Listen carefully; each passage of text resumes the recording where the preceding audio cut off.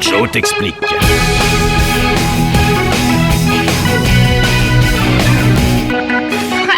N'importe quoi. Quand j'étais petit, au bazar, je fabriquais toujours des cerfs-volants.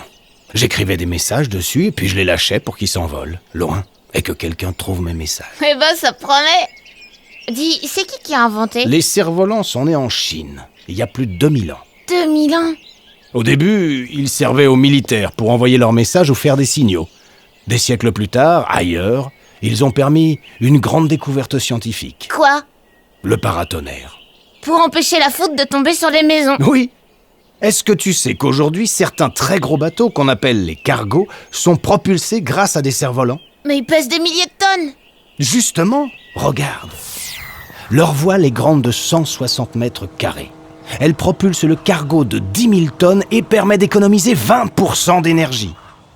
Mais comment on fait pour savoir comment il va vite, le vent? En 1805, un capitaine de marine qui s'appelait Francis Beaufort a inventé une échelle de mesure de la force du vent qu'on utilise toujours aujourd'hui. On l'appelle l'échelle de Beaufort. Regarde.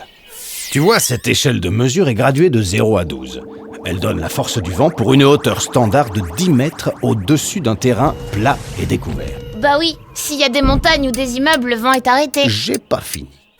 Ça, c'est un anémomètre. Tu peux en voir dans tous les endroits où on doit surveiller la force du vent. Les aéroports, les ports, les bateaux. Oui, et aussi au poste de surveillance des incendies, sur certains chantiers en plein air où il y a des grues, par exemple. Mais comment ça marche? Là, il y a des capteurs qui tournent. Suivant leur nombre de tours, l'anémomètre peut calculer la vitesse du vent. C'est génial, toutes ces inventions trouvées par l'homme, quand on y pense. Regarde, ça, ce sont des éoliennes. On les voit quand on va à la mer. Il y en a où le vent souffle. Le vent fait tourner les grandes pales de ces éoliennes.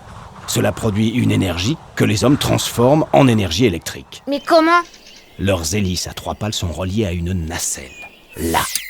Grâce aux informations d'une girouette, là, cette nacelle s'oriente automatiquement face au vent.